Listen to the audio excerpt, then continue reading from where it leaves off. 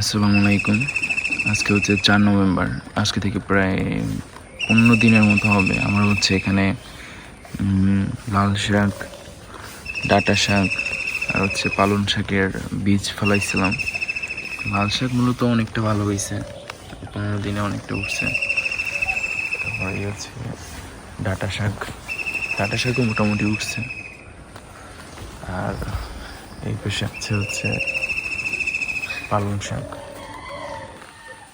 জি, পালং শাকের অবস্থা তেমন একটা ভালো না।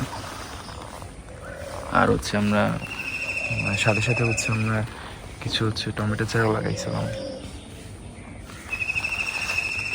গাছগুলো অনেকটা ভালো হয়েছে আল্লাহর মতে।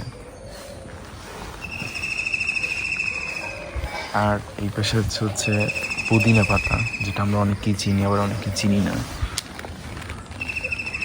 সালাদের সাথে।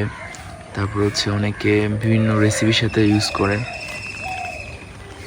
গ্র্যান্ড অনেক সুন্দর, অনেকে সহ্য করতে পারে, আমি পারি না। আমাদের পালং শাকটা অতটা ভালো হয় না। আজকে অনেক কুয়াশা পড়ছে, নিচে সব ভিজে গেছে। আজকে এই পর্যন্তই। আল্লাহ হাফেজ।